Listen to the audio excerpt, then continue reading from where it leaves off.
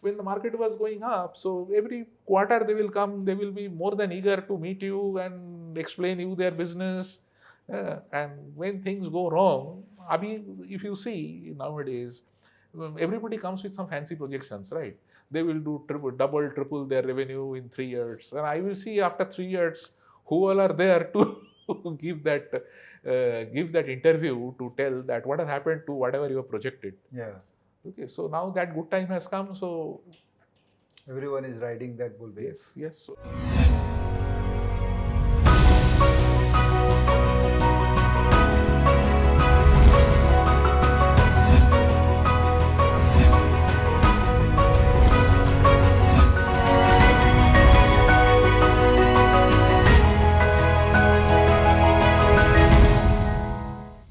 Hello friends, welcome back to Face to Face Investing. Yesterday we met our guest Mr. Avik Mitra, and today we are going to have more students here, and we are going to discuss a lot of things related to investment, his strategy, his style on how to make big money from stock market.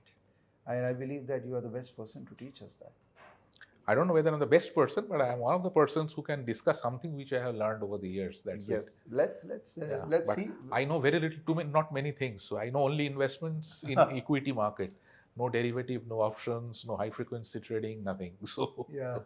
So why do you feel that way that I don't know options? It's good you don't know options. At least you have more clarity. no, in I your could have mind. made some more money possibly. Oh, okay. So you believe that options trader can make more money, possibly. Okay, I was told that 10% of them make money. 10%, I yes. always strive to be within that 10%. That's Yeah. it. But any guesswork how people do invest? Everyone invests either Yeah. directly equity or direct through mutual funds. So what would be the percentage of people who make money in investment for sure? I really don't know that. I don't track it basically. At least we make money, that we can tell. Yeah. Because the thing is that Avixat Equity Yeah. publishes audited reports every 6 months Okay. for no reason, just to make sure that we are on track. So, Yeah. and possibly we are one of the few advisories. I don't know if anybody else does it. 6 months audit report by reputed auditor published by us. Yeah. Yeah. So that is one of the ways actually I know that we make money. Okay. And So that I is did a done for survey. 7 years. I did a survey with a stockage user base. Okay. And we found out that people who invest systematically, either through mutual fund SIP or equity regularly, 90% of them make money. Obviously. Investing 90% people actually make money. Now the quantum of money making can change. Some will make 20%, some will make 19%, some will make 7%. But I have only 10% people lost money because while they were investing, they actually tried trading in the middle. They sold the stock, they were not able to ride it. So in trading actually is the other way around, and investing is the other way around. So ultimately, when a country is growing, the market is growing. So I think I don't think that market will be always an upward sloping curve. So if you just stay in the market, you will make some money. yeah, How much you are making, whether you are beating Nifty, whether you are generating alpha, how consistently you are doing it, how much risk you are taking in generating the return is something which are the issues. But this curve will always an upward sloping curve, right? right, So everybody will by default has to make money if they are remain invested in Nifty. Correct. Yeah, Correct. so That's the thought which I think it's a good way to start the thought that become an investor if you are serious about making consistent money. But yeah, some people don't have money, so they need to become a trader first, make some money, and then convert that money into wealth. Absolutely. Yeah, same is the situation for me. I told you, right? Yeah, I didn't have any money to invest, and whatever I invested, I lost. Yeah. So then I came to investment to recover that money. Okay. So let's start with a very basic question related to you and your style of investing. So there must be a process of investing. When we discussed yesterday, you talked about that you invested in Sun Pharma because the relatives were there. They talked about this company and you invested, which I believe is more random in nature. Yeah. But now with so much of experience and a organization you run, there must be a process which is driving this. So could you share with us the process? Yeah. So I think in our website also we mentioned that we don't really want to classify ourselves as one type of investor. That I'm a value investor, I'm a momentum investor, I'm a what is called this growth investors, so things like that. Because what I feel is that your investment style has to change with the market conditions. Sometime when there is a value in the market, then you have to be more aggressive in investing, and I think that point of time you need to really understand where the value is.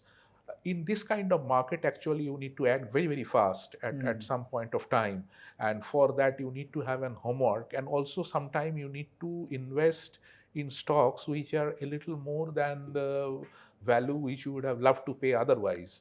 But sitting idle in this point of time also, when the overall market structure looks to be very strong, is also a style of investment, right? So then you can tell that I am chasing a momentum. Yes, I may be chasing a momentum. Okay. Right. So it is not that I'm sitting idle and I'm not investing. If somebody comes to me with money, I'm not saying that no, please don't invest because the market has gone up very high. There are pockets, or we are maybe taking a little bit of risk, but we know that what risks we are taking. We may be a little bit more diversified. We may be a little bit more cautious while putting the money, in the sense that we will exit as quickly as possible if we find that things are not going right. Okay, which is not the situation if the market was a little bit flattish or consolidating kind of thing. So depending on the market situation, depending on the market cycle, we change our style. That is how we have generated a consistent return over the period of time. And I very deliberately try to refuse myself to be pigeonholed as a kind of a value investor or growth investor. Because ultimately it is not written on your money that whether it has been generated by value investment or by trading or by growth investment or whatever. Got it. Yeah. So depending upon the market condition, you adapt to that new market condition. Absolutely. Now let's go to a discussion where there are sectors which does very well in a bearish market condition, and there are sectors which does very well in the bullish market condition. Do you make a judgment or investment decision based on sector, or it is always a top down, a bottom down, where bottom up, where stock is more important than sector? I think it is both, or I think I will add more. I think as we discussed earlier also while we are having a chat with you, that I also look into the macro situation. I'm not a person who believes that macro is nothing or macro is not useful. What I feel is that these kind of discussions actually generate from US market books, because US market investors may disregard the macro situation to some extent, at least at the time when the books were written. Okay, so investment books, I think primarily the first investment book possibly was 1989 written book of Peter Lynch, One Up on Wall Street. That time US was the end of Cold War, and US was actually the de facto undisputed leader of the global market. So for a country like India, we think if you look back and if you look into our situations over the period of time, 2000, 2002 Harshad Mehta, 2006 Ketan Parekh, 2008 Lehman crisis, 2011 American downgrade, 2013 taper tantrums. Everything is related to macro situation where our market has gone into a kind of coma or kind of uncertain period, and which give an opportunity to the prepared, but at the same time lost money for the persons who are not prepared. So I look into the macro situation. I also look into Indian current account, fiscal deficit, and these kind of things. What I think is something which is relevant is that it is very difficult to predict whether or how the market will react to that macro. Okay. So one is understanding the macro, and second is judging whether the market has already discounted the situation or whether the market is yet to discount this situation. Like I give an example, I think to make it very simple, right? So like we are expecting that Fed will increase another rate increase will be one more time, because I think employment situation in US is very, very tight, and second, the consumer spending is not abating. So recently I was in Port Canaveral for going for a cruise, and the kind of rush I have seen there, as if there is no tomorrow, the way people are going for cruise and vacations. And if you go to any kind of spots in US or in Europe, so I think nowadays, I think Italy or France is thinking of putting a tourist tax, that they want to reduce the number of tourists. Over tourism is actually creating a trouble. So where is the recession? Many people can ask, looking into the restaurant booking, looking into the travel, looking into the way people are spending. So, but that obviously gives a cue that Fed will go for one more kind of rate cycle increase. Okay. But now, whether the market will react to it, possibly no, because market already knows it, right? So market already knows it, and market already knows that this is a peak. So something either 6 months down the line or 9 months down the line, it will be reversed. So whether the market, how the market will react to that particular situation of a macro is something to really need to quickly judge, looking into the market. But market won't be affected by the macro is not correct for So, Indian but situation. say macro happens and Yeah. you are able to predict the market wisely. But from an investor perspective, when you're looking at stocks, my question was that how do you percolate that macro view on the market to a micro investment strategy? Okay, so let us take an example of IT sector at this point of time. Okay, how it is being affected? Yeah. It is affected by the macro, right? Yeah. US has been affected by the macro. That has actually percolated down to the IT sector's investment decision delay. Okay. Like if you recently listen to the conversations on the conference call of different companies, they are saying that they haven't seen the kind of reduction in the budget or a kind of a delay, a kind of a reluctance to invest in IT. Everything is there, but the people are uncertain. So the decision making is getting delayed. Okay, scope of work is getting changed more frequently. People are not trying to invest in newer things rather than trying to consolidate things. So where it has germinated, it has germinated in the macro situation, right? So point is that same, you take the example of Indian chemical sector at this point of time. Chemical sector is going through a kind of consolidation, you can say, or a kind of downtrend because of the fact that now China, with the economic situation, whatever they are having at this point of time, is exporting more. And that has really created, even though the China plus one story is there, or not story, it is genuine, but the thing is that it may play out while more, it will take more time than what is being anticipated. So again, it is a macro situation which is affected. So these are two live examples which I can give. So anyway, macro affects. So now the thing is that if the fiscal situation goes out of hand, so the rupee will fall. Right. So and that will have a cascading effect on many other things. Right. So that means every sector will have its own micro variables and macro variables. Absolutely. We have to connect with the macro also to make a broader judgment. But that judgment will be for what time duration? That depends on your time duration of investment. Because for me, I don't want to really invest, knowingly invest. Sometimes it happens that you invest, after that the stock didn't play out. But if I know that this is not going to play out, I don't want to knowingly invest there at that point of time. That way also you can say I try to time the market. If your next question may be, are you trying to time the market? If I can, why not? At least there is no harm in trying. Because my only objective is one. Okay, I have no other objective. I don't want to prove myself to be this or that.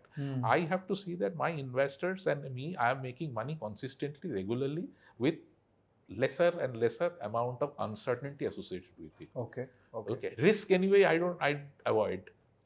Okay, that is an investment. Uncertainty I cannot avoid. I can reduce. How can I reduce? One of the ways are this. Can I reduce in all? No. Otherwise I would have been a genius, which we are not. Yes. So how many stocks typically is added in a typical investor portfolio, and how many sectors are there representing those stocks? Okay. So I think we are developing a model actually on allocation part of it. Allocation, we use this efficient frontier theory, and based on that, we are developing algo in-house, and which is ever evolving a process.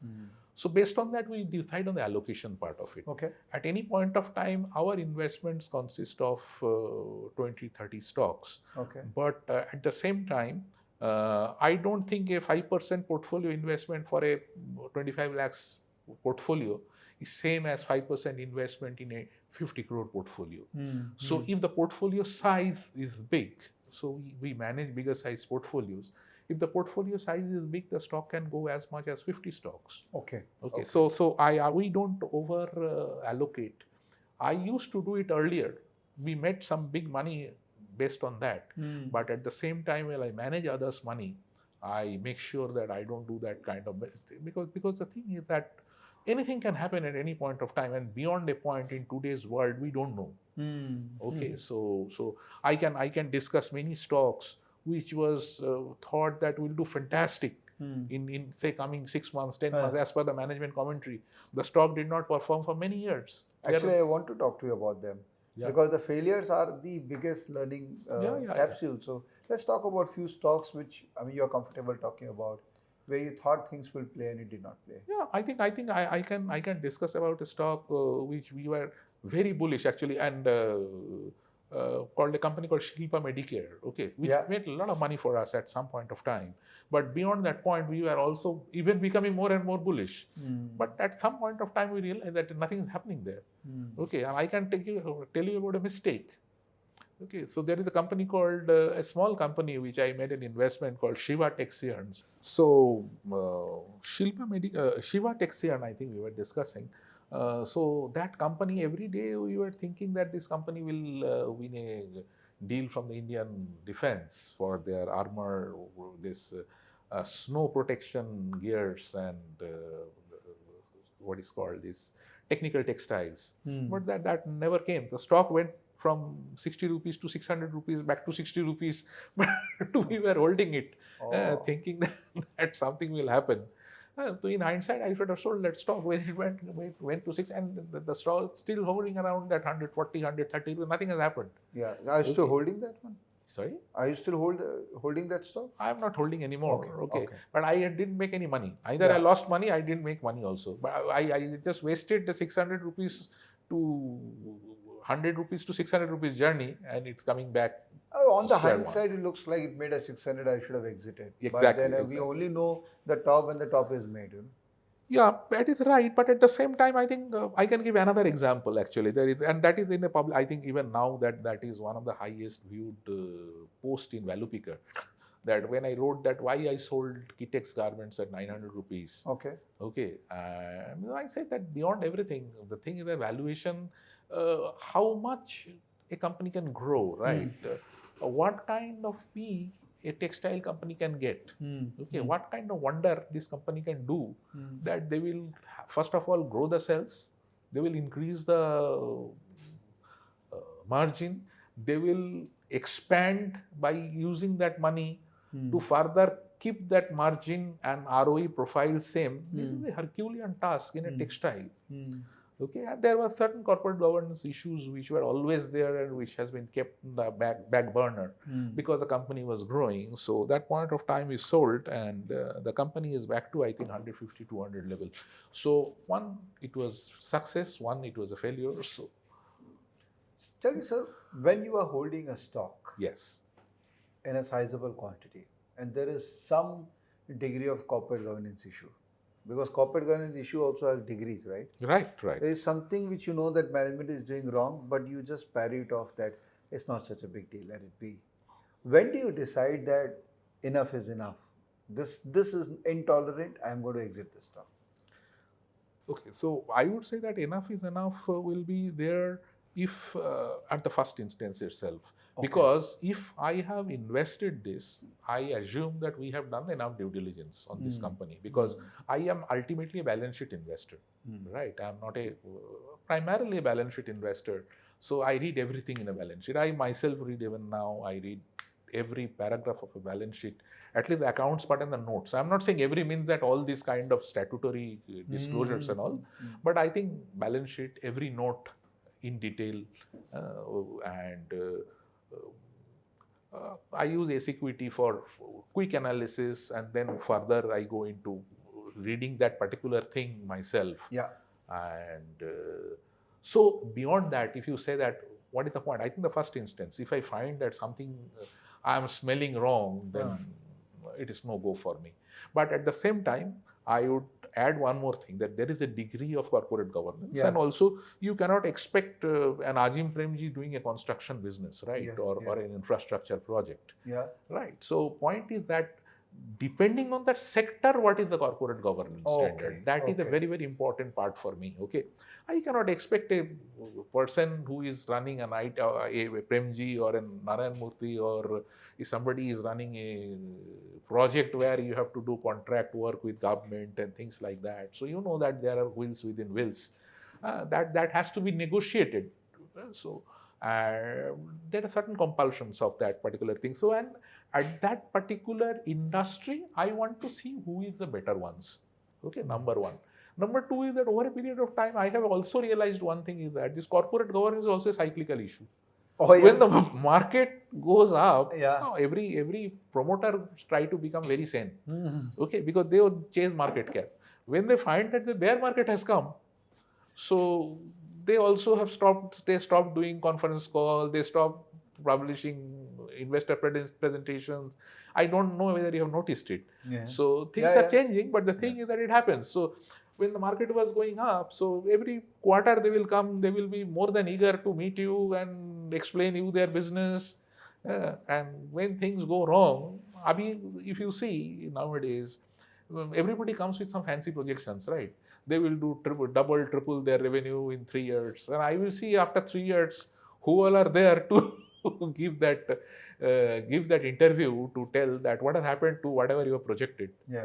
Okay, so now that good time has come, so everyone is riding that bull wave. Yes. So now also you will see that many promoters have suddenly changed their colors. That's pretty much. So corporate governance in India is very cyclical. It's very cyclical. That's a good, I think, a very good perspective we are getting from you. So when, again, coming back to investing, portfolio construction. That a typical individual investor who wants to make big money from market wants to do more concentrated investment. Because it is perceived that concentration gives you an opportunity to make much more money than diversified portfolio. You belong to what camp? No, I belong to the camp which is contrary to it. Because of the size of the portfolio also counts, number one. Number two is that you really need to know something really well, okay, unless you are a trader, that you are trading, that you know that, okay, this stock will go up 20%, but the result has come excellent, so this stock will have a stem left for, say, next 3, 4, 5 days or 3, 4, 5 weeks. So you go whole hog for making that investment. But making an investment for others, when I am a trustee of a money of the other people, right? There I cannot be adventurous beyond a particular extent. Okay, I can, with their 5% of that portfolio, I can have certain kind of optional bets. But I need to act as a trustee of the money. So, but in your own portfolio, would you like to be concentrated? 15-20%? No, 8% is the max. 8% is the max I can go. And what if that stock price has gone up and it has become? That doesn't make any difference to me. So 8% my is initial capital, because then it is very, very stupid actually. Suppose something has become 30% just because that has done well. I cannot punish the person who is the first boy in the class just because he has come first. Right. So that means whenever you calculate the portfolio composition, it is on the cost price? It is on the cost price always. So if you have to add a new stock, the quantum you want to invest, it is not on the basis of current market value of your portfolio? No. Because the thing is that in that case, what will happen is that the best performer has to be removed from the portfolio, which I don't want to do till the time they are performing bad. If the first boy in the class, I am repeating that, I have to throw the first boy out of the class just because he is standing first. And his difference in number between first boy and second boy is very high. So if I have to say do a mark to market of your any one example portfolio, then on a mark to market basis, that first boy is how much percentage of that portfolio? Okay, if I'm a very bad investor, then that can become disproportionately high. That means other 9 investments or 10 investments were very bad for me. So that generally doesn't happen like that. But point is that what will happen is If I find the 10th or 11th or 12th or 13th or 14th, I always churn out. Okay. Okay, I try to bring in newer and newer ones if I find that it is not performing. Okay. Because anyway, if suppose I have got 30 stocks, maybe 10 is not, 5 is not performing or 10 is not performing, then I always look for the ideas. Otherwise, why I am always looking out for idea, always trying to understand more and more business, more and more companies, more and more results. Even today, I checked results for 5 companies before coming here. So, Yeah. so and I love it. So, Yeah. What's your source of idea? How do you get good quality ideas?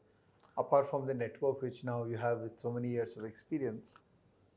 yeah, but I think beyond a point, network also doesn't work, right? Because I think everybody thinks alike. That is why everybody has become successful in their own ways. I think primarily it comes from reading. Really? Primarily it comes from reading annual results. Okay, so I still believe that there is no substitute of hundreds of YouTube videos you watch, 200 books you read. Uh, you understand, you read annual report, you read the result, you listen to management interviews, if possible attend AGM, talk to management if possible, if your portfolio size is high, big or something like But that is after you have invested. You can do all these things. But every day, so many company results is coming. So many content is available. Look, I think the results come 4 times in a year, right? Yeah, but So for point that is- one company, say today I want to Yeah. identify a new company.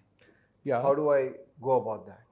Typically, how it works is that someone has talked about a company and we found that talk or we discussion. Yeah. So point is that I think the first point to go is something like your stock age or some screener or whatever you are comfortable with. See the basics of the company, right? Okay. See the basic numbers, what are there, right? So and 3-4 parameters: the sales are growing, ROE is good, whether the margins are improving, okay, and little bit of scuttlebutt, Google check basically, have the promoters, okay. Then beyond the point, then you can access the annual report, see the basic checks, who are the auditors, what kind of auditor qualifications are there, what kind of related party transactions are there, what kind of group is this, check a bit about what are the promoters doing, what is the other business, what kind of management they are having, and then I think from there, I think one leads to the other. You can make out, and you need 2-3 days. You don't need to hear something and invest straight away, right? Then see the chart. Chart also is important because I also look into chart extensively because chart is what? It is a collective wisdom of the market which is coming in front of you as a chart that collectively market feels this. Look into the chart, how it is. So you will only enter a stock when it is trending up, because Yes. as a contrarian, you will invest when It the depends. stock is trending down. It depends basically. Like I can give you an example, which is a very live example of entire market was down on 30th of March 2023. I made a note actually to our investors because I have two kind of investors. One is the portfolio which you manage, and there is an equity advisory. Right. Advisory, we don't know actually who is. They pay a fixed fee, and for them actually we write note. So I wrote that this is a time actually we would try to be contrary because the kind of valuation which is reached some stocks, it cannot go down further. Okay, so which same thing happened in COVID time. COVID time, we invested, I think, on 30th of when the lockdown has started. After 7 days of that lockdown, we started investing, and we said that the stock cannot go beyond this point, right? So and we came out because. We came out some about 1.5 months back because that all technical chart. The technical chart was telling a very, very weak kind of a setup. Okay, we came out and we reinvested back. So, two type of investments I am doing. Okay, I'm looking into the chart, making an investment at certain point of time. I look into the valuation, making an investment, another type of investment at another point of time. Okay. So, as I said that I use every kind of things possible to protect money and grow money. Right. When you make that statement that it cannot go beyond this, like Yes. if suppose stock is falling, it can't fall beyond this. If stock is going up, how do you define that objectively? What is No, it beyond? cannot be an objective. What I meant is that, okay, so I think I need to make a little bit of correction to that. Yeah. I think this is a point where you should buy start buying 5%, 10%. If it Ah. falls further, buy more. Yeah. Okay, but the thing is that even after you're buying, if stock falls another 20%, don't bother. Okay. Got Okay, it. so that Got it. point of time we make it very clear that okay, so this price we are so confident that if the stock goes down, I cannot say it's today. Okay, so but that point of time I can tell okay, this stock, this is very stock specific. Yeah. Yeah. Okay, Got this it. very stock specific. I can tell this stock can go up to this point. Got it. Got it. Okay. So it's all about that margin of safety zone. Yeah. So that once you it have has to entered that zone, you can start accumulating. But that doesn't Absolutely. mean that you are going to make the bottom. Nobody knows what Nobody is the knows bottom. what the And bottom how will be. long it will take. Yeah. And how long it will take to recover, that also you don't know. Yeah. Two things you don't know. Yeah. But the thing is that non-action is costlier at that point of time than taking an action and still knowing fully well that I may lose 10% money. Yeah.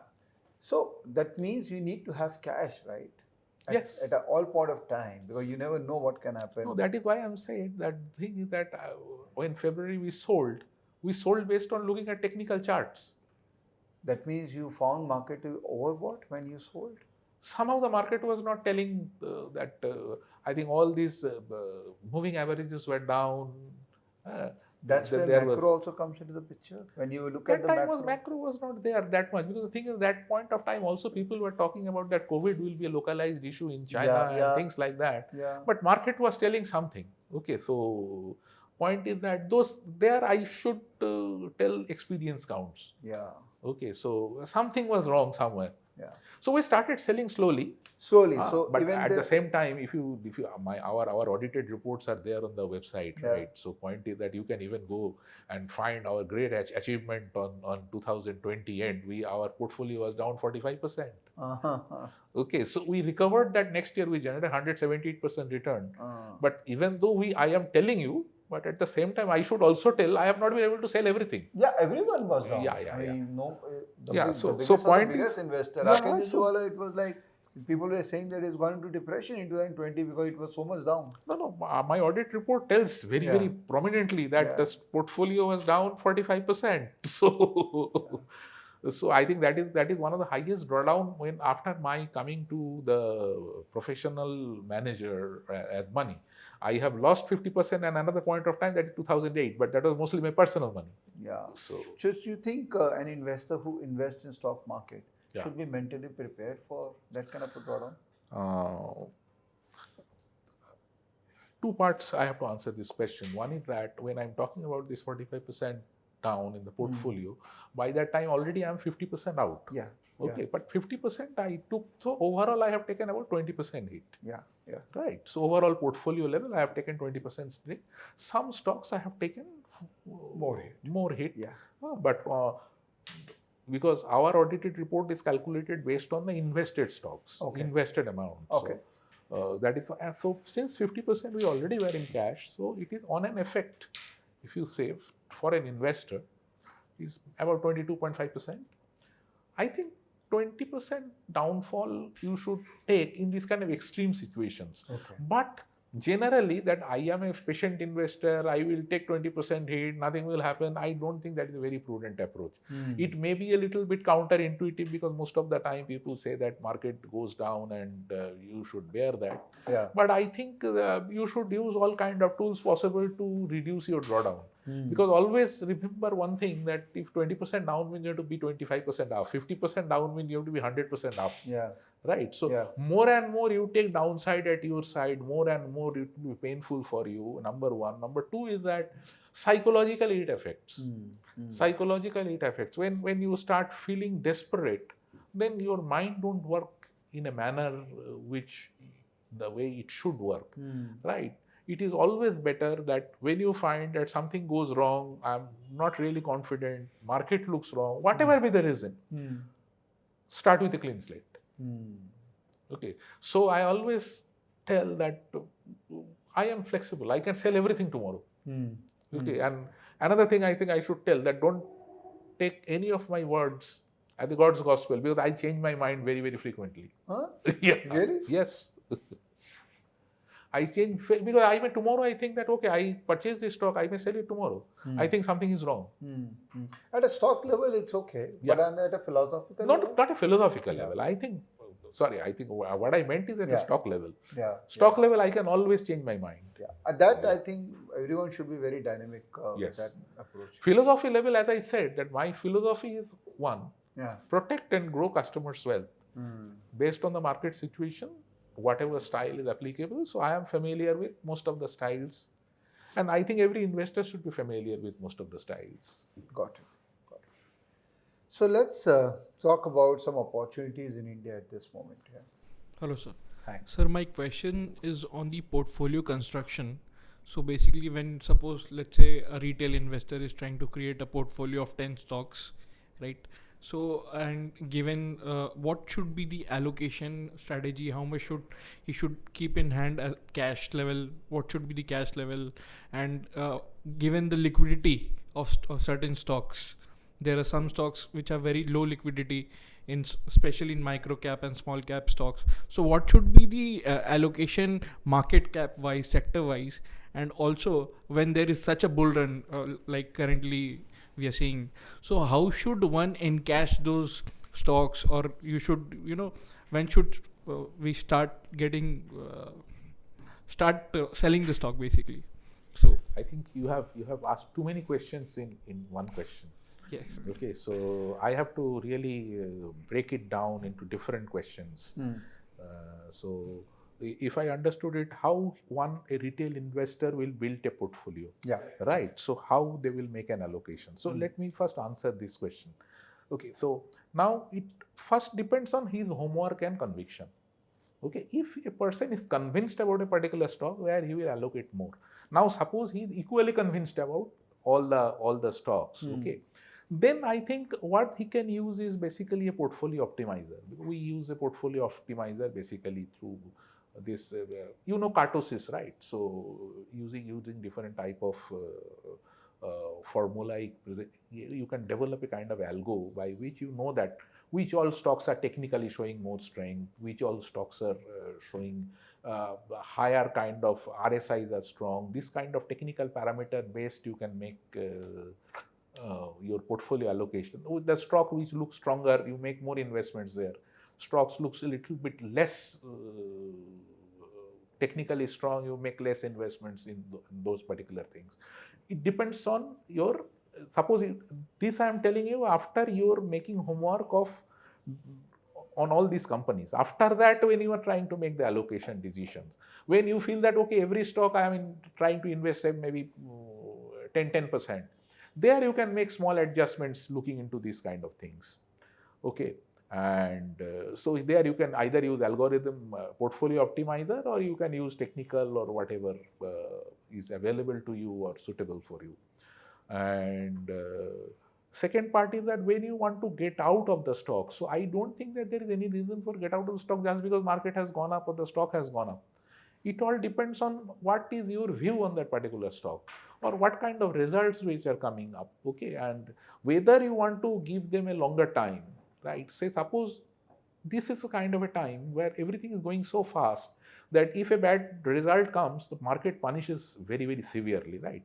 In that kind of a situation, to be very pragmatic, I am a pragmatic investor.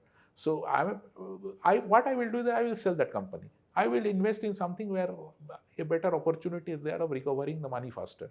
Because I am not married to a stock. I am married to my portfolio value. Right. And I want to see that my portfolio value is growing. So, but if you are really convinced that, okay, this I come what may, thick and thin, I will hold to this, that is a particular philosophy. It is not a question of it is an investment style. Okay, so my philosophy is that, okay, I will withstand. I will take that philosophy when the market is, say, flattish, consolidating sideways and this kind of situation. I know that even if I do change my portfolio from A to B, I won't make any major difference, or I am not more convinced about B. You understand what I am saying? In this kind of situation, I will hold. Even now, suppose a company is coming and being punished by the market, I will sell it off first. I may not invest till the time I find something very convincing, or if my homework is there, I will invest in another stock.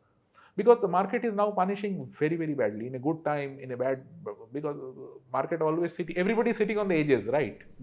So it again all depend on the kind of market situation and cycle. What is your other question? And the last question was how much cash one should have as a percentage. I don't have any cash right now. Okay, fully invested. Okay, I'm not fully 110% invested. Okay, so point is that it is a personal call. I really cannot answer this question, but at the same time, there are many times we have sat in cash. Okay, so we sit in cash in a situation where I find that either valuation is wrong, or my sense. I don't know. I cannot really answer this in a much more logical way. I think my sense tells that it is better to wait for some time, or my view of a particular company after reading through the results or things like that, or management commentary is that my view is that this quarter result will be bad. Okay, if that kind of situation is there, I stay in cash. I wait for things to come and come to my buy zone and buy. Okay. So could we presume that depends upon macro a bit, you decide how much cash I should have? Macro and market conditions. Yeah. Yeah. I mean, market. ultimately market condition is driven by, let's say example right now, market is all-time high and there is too many stocks. Yeah, So and everything is going up. everything is going Yeah, up. So you're confused, where do I Yeah, but put point is that as long as this trend is there, Okay. I will hold it. Point is that how do I know how long I will hold? Okay, I am mentally always ready to take a 10% downside from the top. Okay, of course. Okay, so from the top, not from my invested cash. Yeah. Okay, so when I find that certain trend change is happening, the stock is falling more than 10% from the top, or broken some kind of key resistance barriers, I will sell it. Okay. Okay, if there may not be any kind of fundamental reason for that, because many a time in my investment advisory I write that there is no fundamental reason for selling this stock. I am selling this because I want to protect cash. We have made it well, and I think that there will be good opportunities coming in some time. Maybe not in 1 month, maybe within. But 2 once you months. sell and the stock reverses, then what do you do? Nothing. You have already moved on. I moved on. You don't Who get said that into I have to always sell at the top? Yeah. But you don't get into that stock again. Sometime we do. Okay, re-enter. Yeah, Even yeah, you have to re-enter at a higher Re-enter price. at higher price. Okay. But I can give you an example of a company called Laurus Labs, which we have invested thrice. Okay. Okay, but the thing is that because of the 3-time investment, I think the stock has become 5-bagger, but our return generation was 6-bagger. Okay. Really? Yeah. Because you invested at a lower levels every time? Not lower level, yes. Sometimes the stock has corrected sometime. Okay. Yeah. So you were able to exit at higher levels? It doesn't and happen trade. always. But at the same time, it happens that we have exited and then reinvested the stock at a 10% higher price. Yeah. Yeah, that can also happen. Many things can happen, right? So point is that I am flexible enough to take all these kind of situations into consideration. Got it. There are a lot of companies trading at a very high valuation, and business wise it is very good, and even though the market has corrected, it has not corrected. So how should an investor take a call to go and invest in that company? The growth is very convincing. So stock is still expensive, but how do you? It depends on your conviction. If you have a full universe, right? Now, first of all, I have a counter question to you. Why you have to look into that company only? Yeah. Okay. So point is that I think if you can satisfactorily answer that question, Yeah. then only we can proceed to the next answering this question. That why, in spite of high valuation compared to other companies which are available at the higher margin of safety, why should I risk my even 1% of my capital to this company where I myself feel that there is this high valuation and I want to invest? Now, if you feel that yes, this monopoly and this high valuation is justified, and this will become even higher valuation going ahead, either because P will further re-rate or the stock will grow at such a fast pace that this PEG is very, very less than 1 or much less than 1. These are the parameters, right? Beyond that, there cannot be any justification for you to look into this. So, to summarize, if you have no other option, you are looking into it.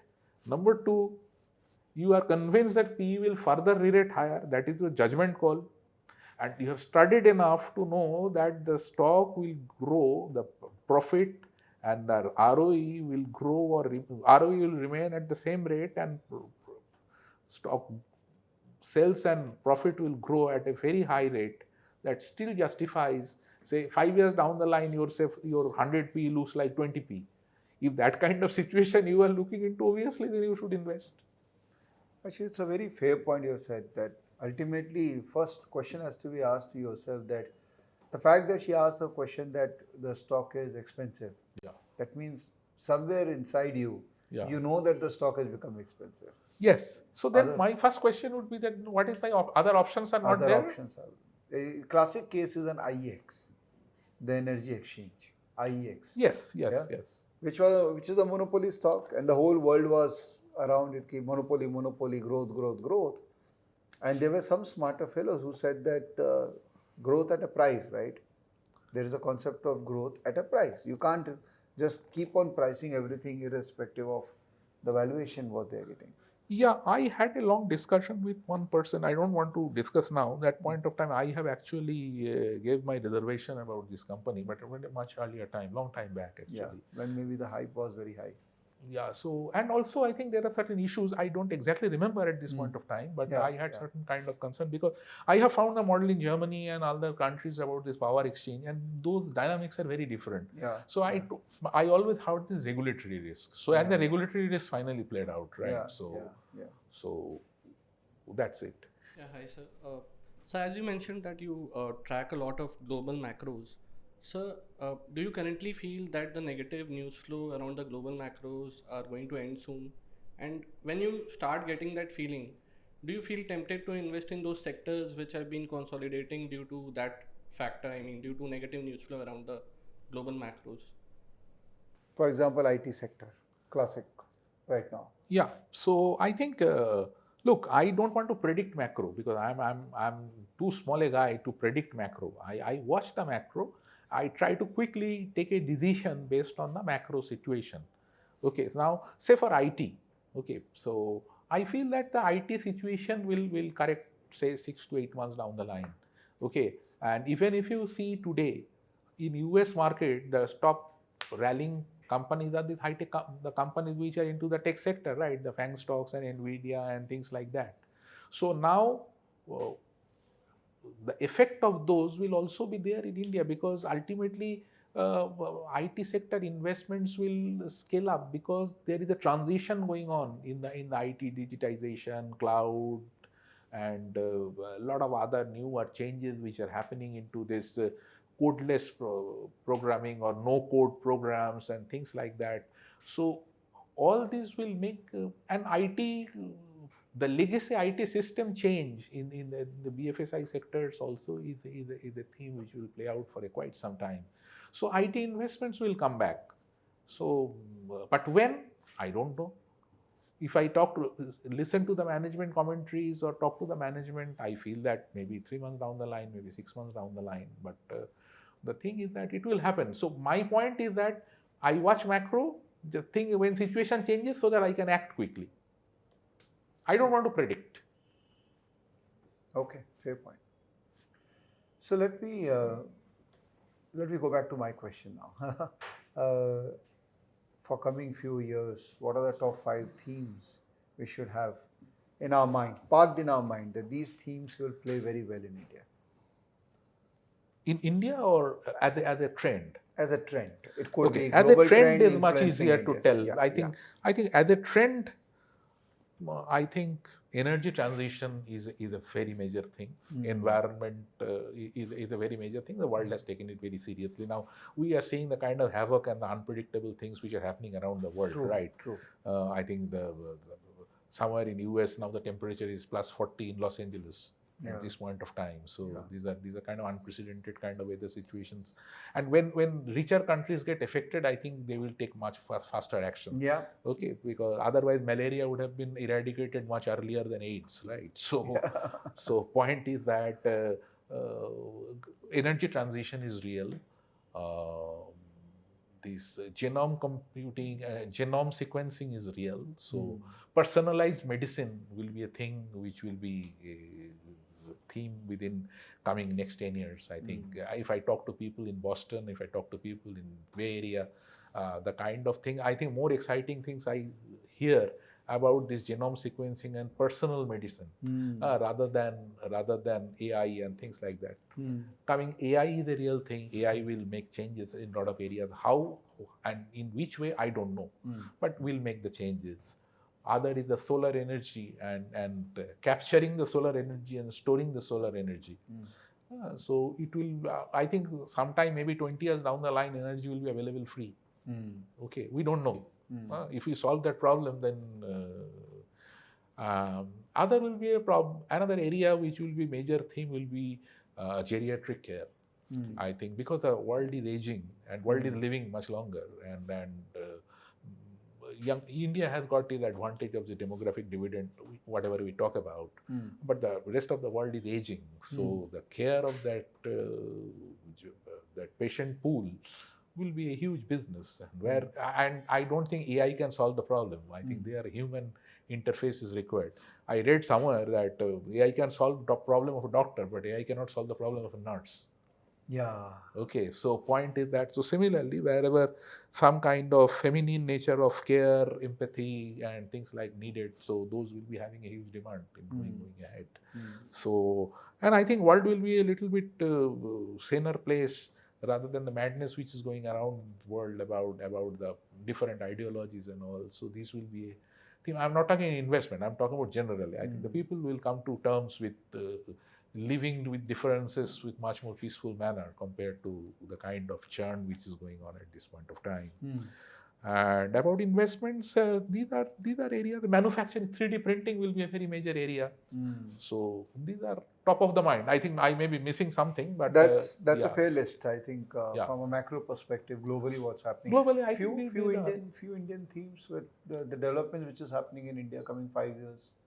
Which sector will get major benefit out of all these developments? I still feel that manufacturing is a sector which will do well in India, because PLI is a good scheme. I think we have tried many things, starting from phased manufacturing program.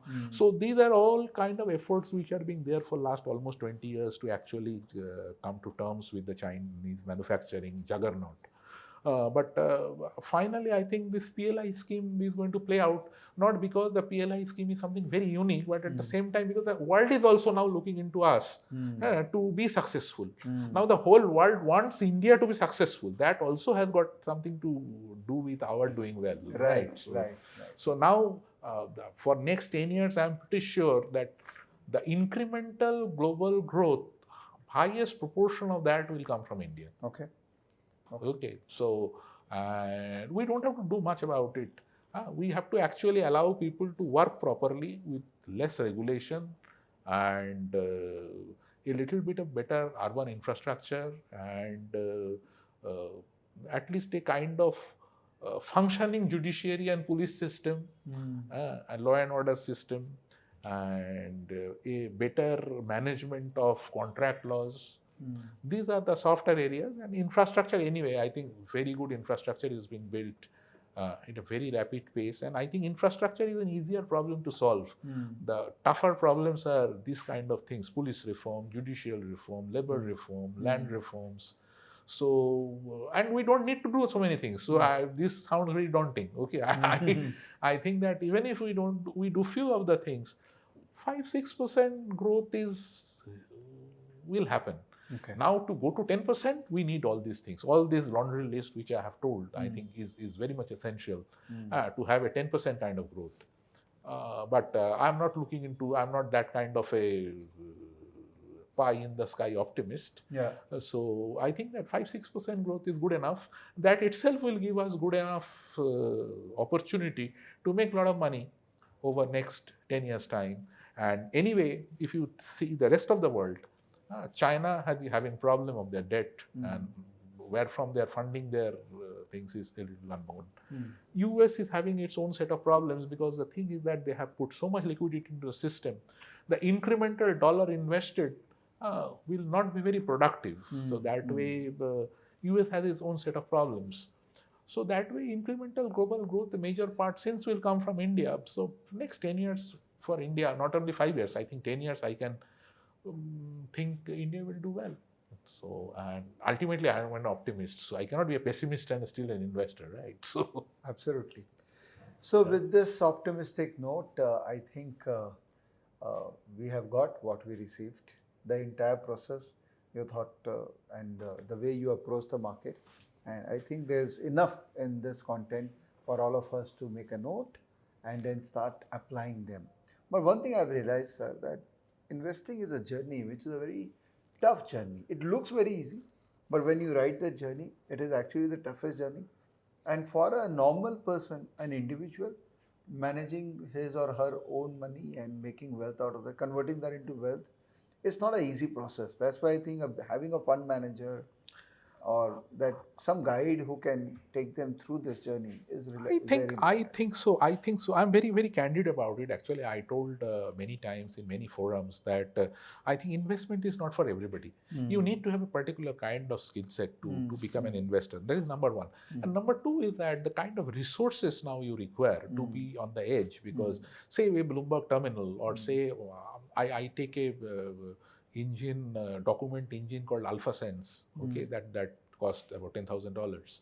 So point is that individual, you cannot have those kind of resources together in one place. And even if you have it, you should have sufficient time to use it. Yes. Okay, I so- think that is more important. In stockage, we have so much, but I don't see people using it so much the way it should be exactly. used. Point is that having a lot of resources, there is no dearth of information, Yeah, right? yeah. So point is that even if you paid for some information, somebody will put that information for free in Twitter reading that, right? Yeah, So yeah. point is that it is a tough thing, because ultimately you need to remember that some of the best minds are vying for generating alpha.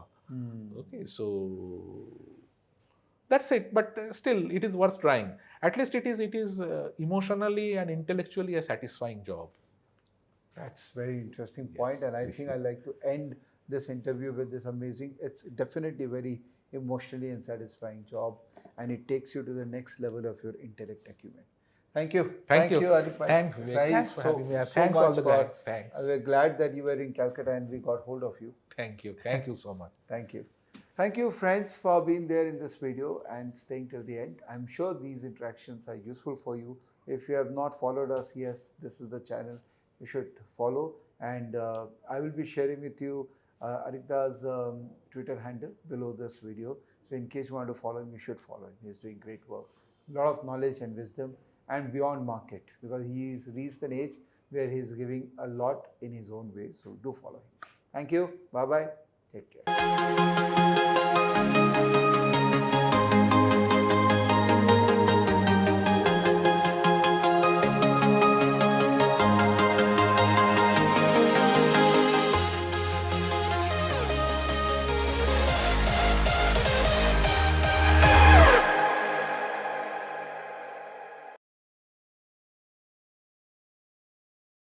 Investments in the securities market are subject to market risks. Read all the related documents carefully before investing.